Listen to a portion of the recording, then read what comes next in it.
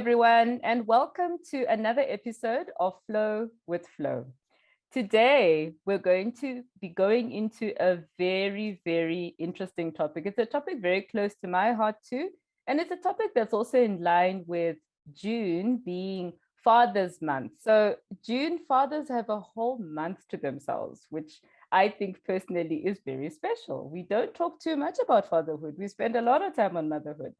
So today we mix it up a little bit, and my guest for the show is he will introduce the major part of what he does, but I would like to welcome David Makovah, Dr. David Makovah. I insist on doing the Dr. David Makovah. David, welcome very much to the show. I look forward to having a conversation about fatherhood. Welcome to Flow. Thank you so much, Flo, and thank you to your listeners. It's great to be here. Awesome. So David, tell us a little bit about yourself. Who is David Makovah? Who is Mr Mack? There are many associations with you, so I'd love to understand a little bit more about that. Just a bit by way of background. I'm one of 12 kids. So my father had 12 kids. He spread the load. It wasn't the same woman. I think there are about 4 women in that regard. Awesome. In that whole order, I am number 6. I was raised by my grandmother for the first 5.5 years of my life. That was actually absolutely critical. My father was a peasant when he started off in life. He was literally a peasant, an orphan, but through the power of hard work, through the power of education, I got a very, very privileged education. I got a very, very privileged upbringing. Some of the top schools in Zimbabwe, the top universities in South Africa. And based on that platform, to cut a long story short, I've ended up a chartered accountant. I've got a PhD in project finance. But my gifting and what I do is I do a lot of teaching. Fundamentally, I'm a teacher. And what we've done in the recent past is just launched our new brand, Mr Mack Learning. And what we do there is we teach business and life skills that are contextualized and localized on the African continent. So we've basically reverse engineered all the work we did at the business schools across the continent in top corporates, and we've given it in a digital format that's accessible to a much bigger number of people, actually billions, if need be. Awesome. I think just the final thing, which is critical to what we're doing today, is I'm a divorcee. I'm divorced. And I'm the father of a beautiful, a wonderful, an amazing 4.5-year-old girl. That's really been a passion in my life, being her father, and a wonderful privilege at that. Absolutely. It certainly is a privilege to be a father, and I have no doubt that she is wrapped around your little finger. They do tend to worm their way into our hearts, don't they? Yeah, I think having a girl in particular, and I'm going to speak for myself here, I thought bravado, I want a boy, be able to take him to sports and, do manly boyish stuff with him. And I got a girl. And that's the best thing that could have happened to me, because a girl makes you so much more vulnerable as a father. And when you're vulnerable, your heart is more open. You can learn a lot more at the same time. So it's been a wonderful period of growth in that regard. And I wouldn't change it for the world. You spot on. She's got me wrapped around her little finger, but I also play hard to get sometimes. So I hide it from her. But I wrote an article earlier on this year where one of my friends gave me a hard time, and she said, you and your daughter are both in love with each other. And it's so true. It's actually very, very true. Yeah, they do say there's a thing about dads and daughters, and it's something that reminds me of, if I think of my situation, I am a mom to 2 boys. And I kind of feel like, they get away with quite a lot because they have such a soft spot for them. And I don't know if it is because I have the opposite. I have the boys, but it is so interesting when it comes to the whole sort of way in which one then chooses to parent. And I'm curious, David, what is it that you love the most about being a dad? That's a very, very interesting question, because you only know it after you've become a dad. I don't think I could have answered it theoretically. So I've said this to a lot of people before. I think having a child, it's the first time in my life when I knew I'm prepared to die for someone. So I'll take the bullet today, anytime. But being a father really gives you a glimpse of how God feels, because you want to pour your love into someone. So I understand that. I understand the whole God and the creation of humanity, because when you have a child, it's a place where you can actually pour your love, and it benefits the child, but it's also very, very beneficial to you as well. And it changes your perspective on life, because it's not about me. It's not about you anymore and what you want and the holiday you're going on to, or your, it's what's in the best interest of this child. But strangely enough, when you self-sacrifice, it brings out the best in you. It actually ends up having the effect of bringing out the best in you. And then you've got this human being. And as much as it's your child, this is actually a separate, independent human being. Yep. And you've got this privilege of watching this human being blossom and watching them grow, watching them evolve. Yes, you can shape it and you can guide it and you can instill some values, some respect. But at the same time, the reality, from a very, very early age, I realized this child is still her own person. And what my job is custodianship. Give her the values, the respect that will equip her to fulfill her own life. And that's a wonderful privilege and a place to be in. So this is the hardest thing I've ever done in terms of parenting by far, because it's all consuming, but at the same time, it's also the most rewarding.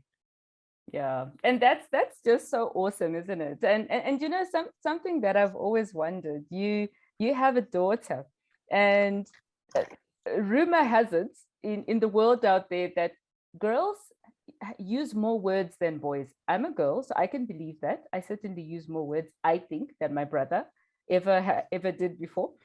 Do you believe that she actually uses more words? But then maybe you don't have a boy, so you can't quite compare. But what's your take on that? Yeah, so I can't do a comparison. Yeah. Well, what I can say is she communicates. She communicates a lot, and sometimes I'll hear, "Daddy, I'm talking to you." Pay attention. Yeah, she pay attention. Respond back. But you also want to encourage that.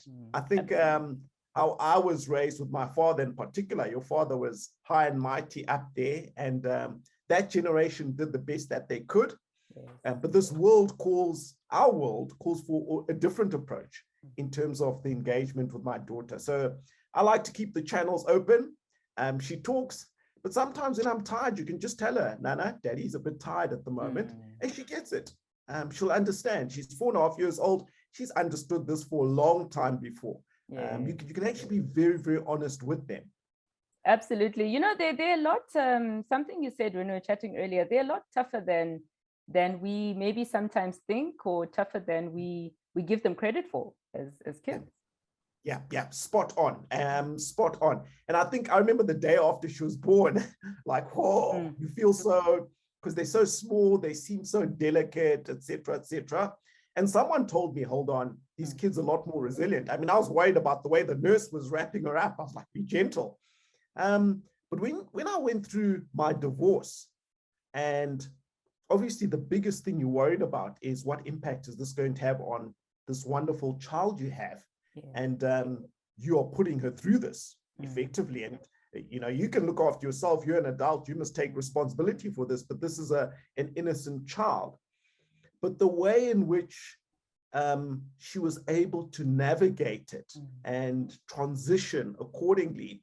And now she's the most well-adjusted, most wonderful, most engaging child ever. You just learn something. Actually, I think she was stronger than I was in some respects, because I had all the anxiety, I had this burden on my shoulders. what have I done to my child? But these children bounce back. And hopefully that gives any other parents a bit of hope if they're going through those similar challenges. Yeah, I remember somebody saying to me, what a child needs is love.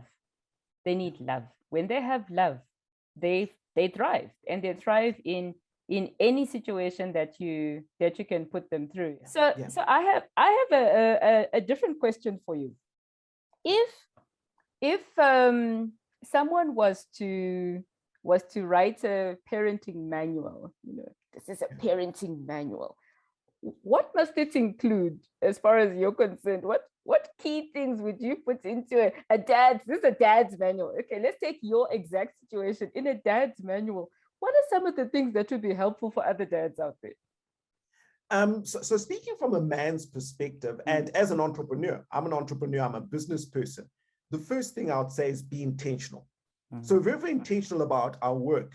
I'm going to build a service or a product. This is how I'm going to market it. I'm going to price it at this particular price point. There's a lot of intentionality in how we go about our professional lives.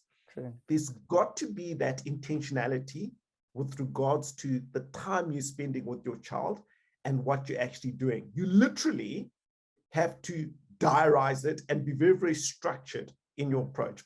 So I'll give an example. This past weekend, Saturday, and it's actually, there's some nuance and there's some changes, but it's a typical Saturday. Wake up in the morning. On Saturday mornings, Tashanta knows she's allowed screen time, right? During the week, there's no screen time before going to school. Make her some breakfast. She can have her porridge while she's watching the Rush Family or whatever it is that she's watching. Shortly after that, quick get ready.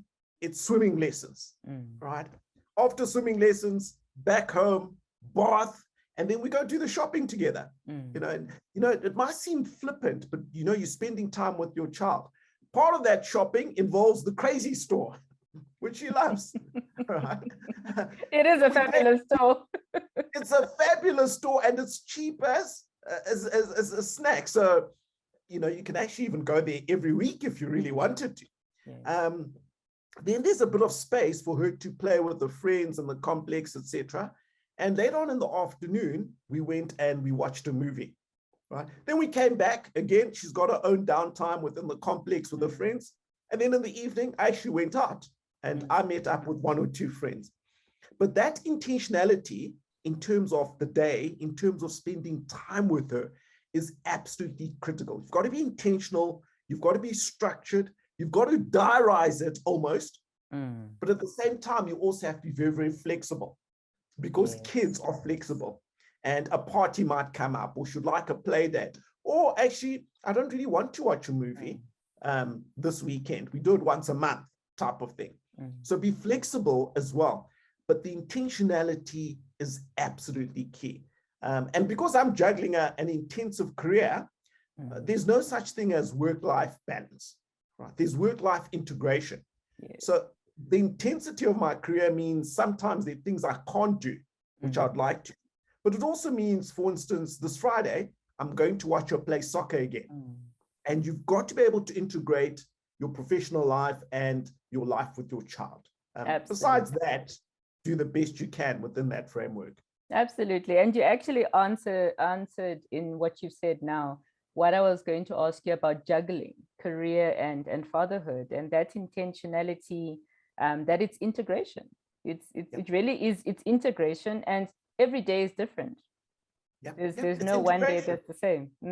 It's not the same. And, for those folks who are divorced, hopefully you've got a decent relationship with the mother. You can say, listen, on these particular days, yes, she was meant to be with me, but I'm going on a business trip. I'm going to hand her over to you. But when she comes back, could we make up the days in this way? So you have to start being flexible and putting the child's interest at the heart of it in that regard. Absolutely, absolutely. And I'm also curious about something else, your parenting style. What do you think it influenced your parenting style? Well, I have to be honest up front. I'm a benevolent dictator. So I love her the most. There's no one who loves this child more than me. I'm a benevolent dictator. And by that, I mean, I'm her parent. I need to instill certain values, etc. I'm not her friend first. I'm a benevolent dictator. But what influenced that is there are two people. I mentioned right at the beginning, I was raised for the first 5.5 years of my life by my grandmother. And that was absolutely critical. This woman was incredibly loving. Can't think of anyone who's loved me more except my grandmother and my daughter. Incredibly nurturing. She trusted me. She actually treated me like an adult. I felt like I was an adult. And how I got to be so confident in speaking to crowds, etc., it stems from that this person thought, no, you've got it. You can speak as long as you're respectful. Yes. But she instilled values. She instilled respect. I was her favorite grandchild. So my cousin, who's a girl, always argues that I got a better deal because with her, she was the Iron Lady. I think she was pretty disciplined with me, but she had a soft spot for me. And then the second person was my father. And my father, like I said, he had a tough upbringing, peasant, orphaned, but he instilled certain values in terms of taking responsibility, taking accountability, discipline, but it was also very, very pioneering for his generation. So I went to the best schools.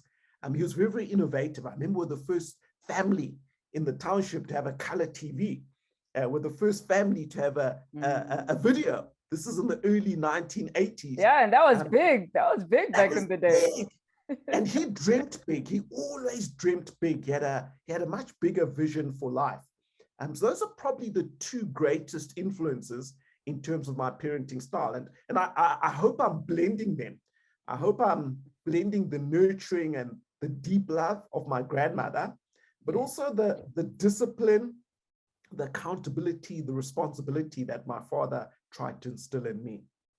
Wow, that's really, really awesome. And it's a lesson to everyone out there that, you know, as you parent, you know, there are influences that come into your parenting, and sometimes reflecting on where it comes from is very powerful, you know, because it gives you not only reminders, but it also helps to jog your memory on those things that person used to do, that you're actually pretty much repeating in the way you're parenting. I think if I think of myself, it's my mom. You know, it's you know, my kid said to me, "You're so much like grandma." I'm like, oh, yes, I am. I think I've become a bit of a carbon copy, but yeah. And tell me, David, the other important factor I think for fathers out there, for parents out there, is recharging. So how do you recharge? Because as you said, it's not a walk in the park, you know, it's involved. So what do you do to recharge? So as much as my work involves me talking to a lot of people, I'm around people all the time. I'm actually an introvert. So my biggest thing when it comes to recharging is I spend time alone. Literally, I spend time alone. It might be an hour, it might be 2 hours. But this coming weekend, for instance, or this coming public holiday, Shanta's at her mom's, and that day is open. And that means I'll wake up, I'll make a coffee, I'll have half the day unplanned, I'll read a book, I'll listen to music in the background. Sometimes I'll sit in the sunshine and just think and process. I pull myself towards myself. So spending time alone for me is absolutely critical. I'm a sports guy. I like to go to the gym. Play soccer, stuff like. I'm a sports guy. I like to be active, whether you go hiking or whatever the case may be. Faith has played a big part in my journey, and even more so when you've got a child. So attending a faith institution, I go to church, I interact, I draw sustenance from that. And then I like to travel, you know, whether it's business or leisure, it always refreshes me. I learn new stuff. So in winter in South Africa, pop through to Durban. Weather's great, even if it's just for 3-4 days. It's refreshing. Or if you go overseas when a client's paying for it, you know, for work, that stimulation, meeting new people, seeing how things are, that actually recharges me, because I get back and I'm like, oh, I have to work harder. I have to apply this. And then just if you've got a few friends, you know, having some deep conversations. I've got a few friends where I can have some really deep conversations with. There's a difference between those guys and people I have fun with. People I go and I meet up and I have an adult beverage with. That's Yeah. just, which is enjoyable. It's bubble gum, but the deeper conversations are actually a lot more resonant. So basically, that's it. But a lot of it for me is pulling myself towards myself and spending time on my own. Okay, so it's making sure that you actually recharge. So that's good. And maybe in as we start to wrap up, if you were to give other dads out there a couple of tips, any advice besides the loads of advice you've already given, what would you give them as advice? Yeah. So I'm going to be controversial here, Flo. I think as men, the way we were raised is you assume women are more maternal than men are. And I'm going to be controversial because that is absolutely not the case. I've learned it at the front line. I would argue I am more maternal than 80% of women, 80% of mothers. There we go. So that's real and that's experienced. And actually, I've got my fingers burnt when I've made the assumption that the women are more maternal. So with the guys out there, I'd say just get stuck in. You know, it's your child. Just get stuck in. I said earlier, be intentional about it.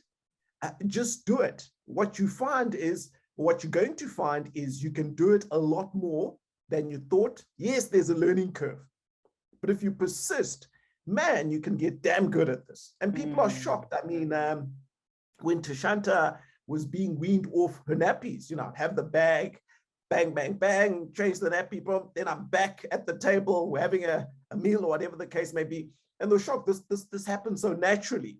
Or at the shopping centers, now when I walk through, everyone knows me, not because of me, but they know my daughter. I even got my COVID vaccine early because the pharmacist says, no, we know you. I'm going to give you the vaccine. You know, you're going to jump the queue. So just get into it, do what you can, and actually going to grow. And don't run away from the messy stuff. Don't run away from the changing of the nappies. It's part of the ride. The feeding, it's part of the ride. Last few things, open channels with your child. You know, they must feel they can come to you and talk to you, because that's actually going to really, really build the relationship. And some things we forget, just enjoy it. Just enjoy it. Sometimes you just need to sit back. Sometimes you think about, is she fed? Is she clean? Is the school fees paid? Is the medical aid? No. Sit back. Just enjoy your child. Those are the key things. I think as you get better and better at it, you actually enjoy them more and more and more, and they enjoy you back at the same time. Absolutely. Wow. Those are incredible tips for everyone. And I must say, even with the one that you feel is controversial, I think it's right in line, because if I think about it as a mother to boys, so we all have a level of femininity and masculinity, both genders. It's about tapping in. It's about not being afraid to tap into it, to your point. Get in there and be as maternal as you feel you need to be. And for women, we also need to be as masculine as we need to be. With boys, believe me, when we go on holiday, what am I doing? I'm riding segways. I'm doing things that I'm like, oh gosh, this really is not my gifting, but I gotta just get stuck in. I gotta play the soccer. I gotta be in there, because otherwise they don't experience the value of you know, having mommy around. So I am apparently very good with the toolbox. So there we go. See, toolbox and fixing things. That's my thing. But David, I would love to recap some of the nuggets that you shared with us, and I'll recap maybe just two or three. You spoke a lot about pouring love into your child, and dads out there, pour love into your child. Do not hold back. Don't feel held back by tradition or by what used to happen when you were a child. No, get out there and be present. Be intentional. You spoke a lot about being intentional, including diarising the time and making sure that you treat it the way you would treat your work and business. Put it in the diary. You spoke about being flexible, and you spoke about some of the influences that your grandmother and your father had on you, and that's very powerful. Your support group in terms of friends, people that you also hang out with, it's very important to have that social aspect to yourself so that you're balanced. And you also spoke about recharging and having faith, having your spiritual side and tapping into going into church and getting recharged there as well, because that is also a form of recharging. And I love the last one, don't run away from the messy stuff. Yeah, it's not that nice, but it's there. There's messy stuff for every age. As they get older, the messy stuff just becomes different. But yeah, and I would just like to also check with you, if people want to reach out to you, people want to have a further conversation with you, or they want to reach out in terms of what you do, where do people find you? So they can just go onto our website, mrmacklearning.com. Just put in Mr. Mack Learning, spelled as you can see in the background over there. That'll be a fantastic place to start. Okay. Or you can find me on LinkedIn. And that's really where we're highly responsive, because a lot of the work we do is really business focused. So mrmacklearning.com, have a look at that, or check out Dr. David Makovah on LinkedIn. Perfect. Thank you so much. And David, thank you for your time. Thank you for being so giving of yourself. And I think it will be deeply appreciated by the fathers out there. So from my side, I would just like to say thank you so much. Flo, it's a real privilege and a real pleasure. Thank you to your listeners for listening. Thank you. Perfect. Thank you, David. And to everyone out there, don't worry. We are certainly going to make sure that there are going to be more episodes coming through. And don't forget to follow us on @FlowConsult. And don't forget to also look after yourself. Remember to take care, be kind to yourself, and just keep flowing, keep moving, keep going. We're not done with this life yet. Cheers, everybody. Bye.